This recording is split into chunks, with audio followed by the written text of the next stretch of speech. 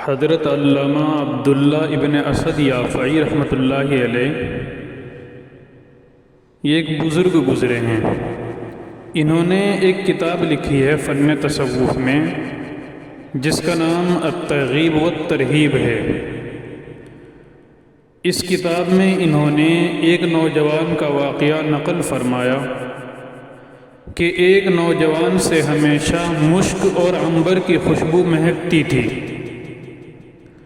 اس کی یہ بات ہر جگہ مشہور ہونے لگی کہ ایک نوجوان ہے، اس سے ہر وقت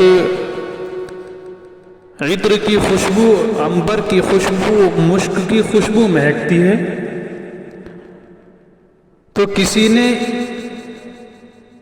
اس کے متعلق ان سے معلوم کیا کہ آپ ہمیشہ اتنی عمدہ ترین خوشبو میں معطر رہتے ہیں، آپ اس میں کتنا پیسہ بلا وجہ خرچ کرتے رہتے ہیں؟ تو اس پر نوجوان نے جواب دیا کہ میں نے زندگی میں کوئی خوشبو نہیں خریدی اور نہ ہی کوئی خوشبو لگائی۔ تو اس پوچھنے والے نے پوچھا، تو پھر یہ خوشبو کہاں سے اور کیسے آئی تمہارے پاس؟ کیوں ہر وقت آپ کے بدن سے خوشبو ٹپکتی رہتی ہے؟ نوجوان نے کہا کہ یہ ایک راز ہے جو بتلانے کا نہیں ہے۔ سائل نے کہا کہ آپ بتلا دیجئے، شاید ہم کو بھی کچھ فائدہ ہو۔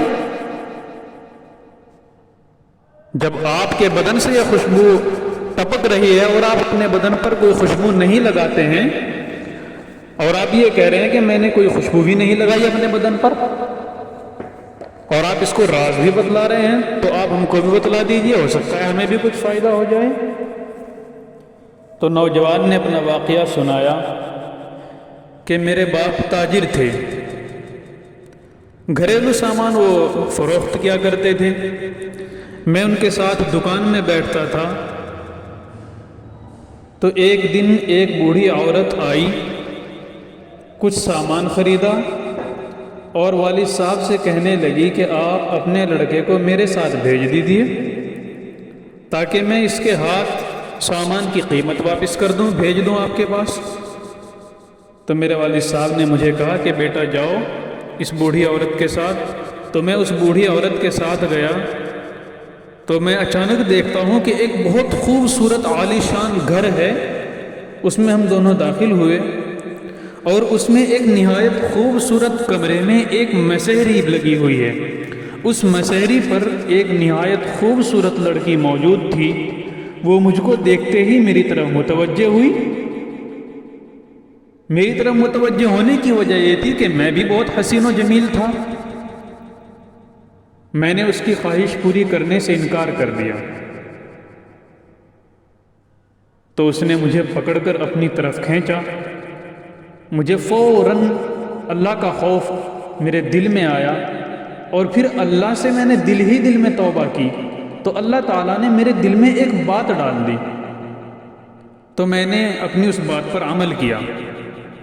تو میں نے اس نوجوان حسین خوبصورت لڑکی سے کہا کہ سنو، مجھے قضائے حاجت کے لیے جانا ہے۔ اس نے فوراً اپنی باندیوں اور خادموں سے کہا کہ جلدی سے جاؤ اور بیت الخلاء کو میرے محبوب کے لیے صاف کر دیجیے۔ تو باندیاں تھیں، اپنے آقا کے حکم پر گئی اور بیت الخلاء کو بہت ہی خوبصورت انداز سے صاف کیا اور خوشبو چھڑک دی اس میں۔ وہ نوجوان فرماتے ہیں کہ میں بیت الخلاء میں داخل ہوا اور میں نے وہاں پر جا کر پاخانہ کیا۔ پاخانہ کرنے کے بعد میں نے اپنا ہی پاخانہ اپنے اوپر مل لیا، کپڑوں پر بھی مل لیا اس پاخانے کو اور بدن پر بھی مل لیا۔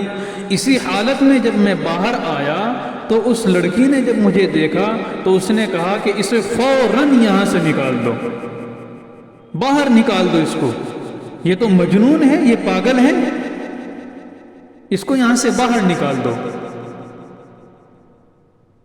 تو نوجوان فرماتے ہیں کہ اس کی باندیوں نے مجھے پکڑا اور مجھے باہر نکال دیا۔ نوجوان فرماتے ہیں کہ اب میرے کپڑے بھی گندے تھے، میرا بدن بھی گندا تھا، تو میرے پاس 1 درہم تھا۔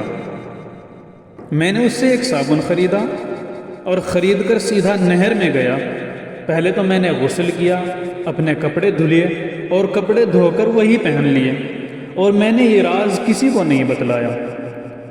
میں اپنے گھر آیا، رات ہوئی تو نوجوان فرماتے ہیں کہ جب میں اسی رات میں سویا تو خواب میں دیکھا کہ ایک فرشتہ آیا اور آ کر مجھ سے کہتا ہے کہ اللہ تعالیٰ کی طرف سے تم کو جنت کی بشارت ہے، اور گناہوں سے بچنے کی وجہ سے، گناہوں سے بچنے کے لیے جو تدبیر تم نے اختیار کی تھی اس کے بدلے میں تم کو یہ خوشبو پیش کی جا رہی ہے۔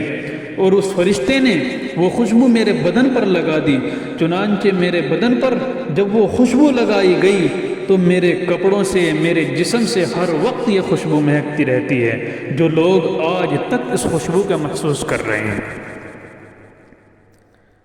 انہوں نے ایک واقعہ اپنی کتاب میں اور لکھا ہے کہ ایک نوجوان نہایت بدکار تھا، ہر وقت گناہ کے کام کرتا تھا۔ وہ جب بھی کسی گناہ کا کام کرتا تو اس گناہ کو اپنی کاپی میں لکھ لیتا تھا۔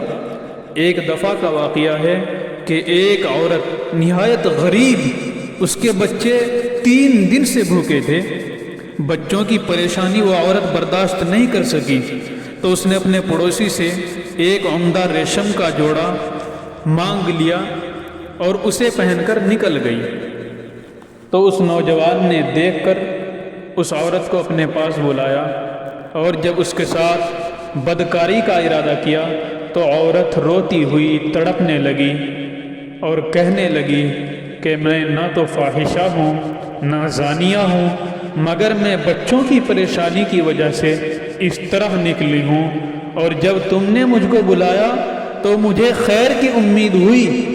تو اس جوان نے اسے کچھ درہم اور روپیے دے کر چھوڑ دیا اور کہنے لگا کہ جاؤ تم جاؤ، اور اسی حالت میں وہ جوان رونے لگا اور اپنی والدہ سے آ کر پورا واقعہ سنایا۔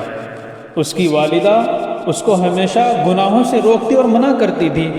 آج یہ خبر سن کر اس کی والدہ بہت خوش ہوئی اور کہا بیٹا تو نے زندگی میں یہی ایک اچھا کام کیا ہے، اس کو بھی اپنی کاپی میں نوٹ کر لے۔ بیٹے نے کہا کہ کاپی میں اب کوئی جگہ باقی نہیں ہے، تو والدہ نے کہا کہ کاپی کے حاشیے میں نوٹ کر لے۔ چنانچہ حاشیے میں نوٹ کر لیا اور نہایت غمگین ہو کر وہ لڑکا سو گیا۔ جب بیدار ہوا تو دیکھا پوری کاپی سفید اور صاف کاغذوں کی وہ کاپی ہو گئی، جو کچھ گناہ کی باتیں اس کاپی کے اندر اس نوجوان نے لکھ رکھی تھی وہ سب مٹ گئی، کوئی چیز لکھی ہوئی باقی نہیں ہے، صرف حاشیے میں جو آج کا واقعہ نوٹ کیا تھا وہی باقی رہا۔ اور کاپی کے اوپر کا جو حصہ تھا اس میں یہ آیت لکھی ہوئی تھی ان الحسنات یذہبن السیئات، کہ نیکیاں یہ گناہوں کو کھا جاتی ہیں، نیکیاں گناہوں کو ختم کر دیتی ہیں۔ تو جب نوجوان نے اپنی کاپی اٹھائی، کاپی اٹھا کر اس نے یہ پورا ماجرا دیکھا اپنی کاپی کا کہ گناہ جو لکھ رکھے تھے وہ بھی سب مٹ گئے اور پوری کاپی نئی ہو گئی، سفید ہو گئی، صرف وہ ایک واقعہ جو اس عورت کے ساتھ پیش آیا وہ لکھا ہوا تھا، اور اس کے سب سے پہلے پیج پر، سب سے پہلے صفحے پر یہ آیت لکھی ہوئی تھی ان الحسنات یذہبن السیئات۔ تو یہ نوجوان اس کے بعد ہمیشہ کے لیے اس نے توبہ کر لی اور اسی توبہ پر قائم رہا، اور اسی حالت میں یہ آدمی مر گیا۔ تو ہمیں بھی چاہیے کہ ہم گناہ ہو جاتے ہیں، انسان کا خاصہ ہے گناہوں کا ہو جانا، اگر گناہ بالاتفاق سرزد ہو جائیں تو ہم اس گناہ پر نادم ہوں، شرمندہ ہوں، اصرار نہ ہو گناہوں پر۔